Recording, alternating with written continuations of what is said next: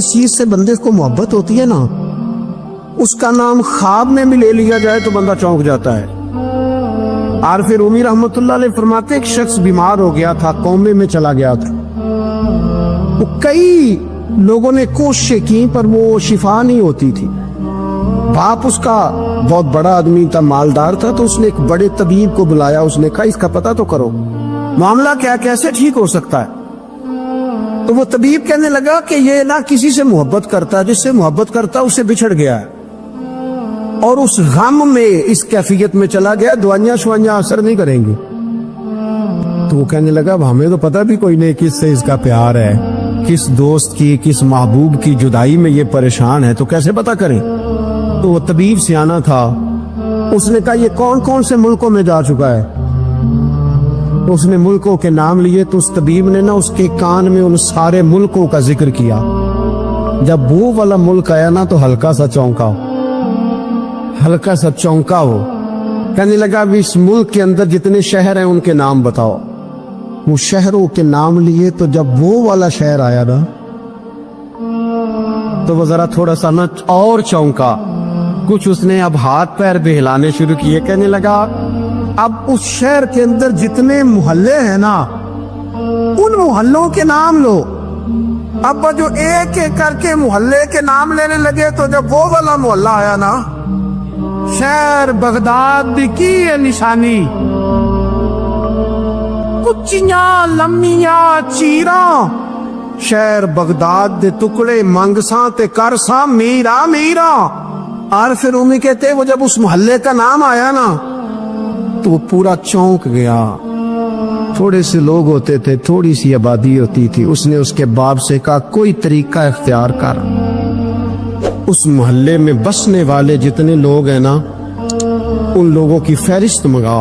उस मुल्क से, उस मोहल्ले से उन लोगों की फहरिस्त आई।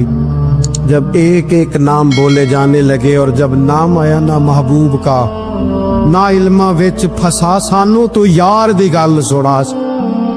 और जब नाम आया ना उस महबूब का, तो पहले उसके हाथ कांपे, फिर उसकी नजर फड़की, फिर उसकी आंखों में आंसू आए, और फिर उसने आंखें खोल के हाथ थामा अपने बाप का और रो के कहने लगा बाबू आया है, वो यहाँ है, मुलाकात हो जाएगी।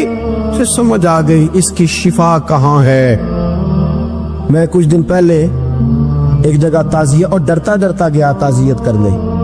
पुराने जानने वाले थे, दोस्तों का रिश्ता था। तो मैं एक ही बेटा था, तो वो मुझे पता चला कि ट्रेन एक्सीडेंट में इंतकाल कर गया। तो मैं डरते डरते गया क्योंकि मामला मशकूक था।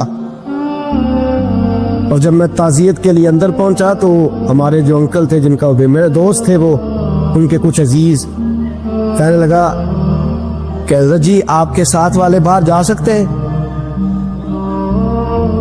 तो मैंने कहा चले जाते।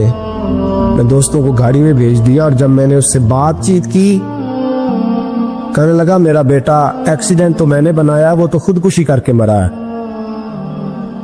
शादी के 11 साल बाद खुदा ने एक बेटा दिया था, और मुझसे गलती ये हुई, मैंने कहा मेरे बेटे को तकलीफ कोई ना आए।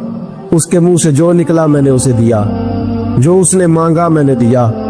कहता जो शख्स 16,000 महीने का कमाए और बेटे को 40,000 का मोबाइल खरीद के दे, कहते मैंने हर सहूलत उसे दी। कि एक अमीर की लड़की से यूनिवर्सिटी में पढ़ते हुए उसका ताल्लुक बना। बच्ची के मैसेज भी मैंने अपने मोबाइल, उस बच्चे के मोबाइल में देखे, और इस लड़के ने जो मैसेज सेंड किए वो भी मैंने देखे। फिर मैं घर पहुंच गया, मैंने बेटे से मिन्नतें की कि बेटा वो हमें रिश्ता नहीं देंगे, हमारी बरादरी भी छोटी है और हमारे जेब में पैसे भी कोई नहीं।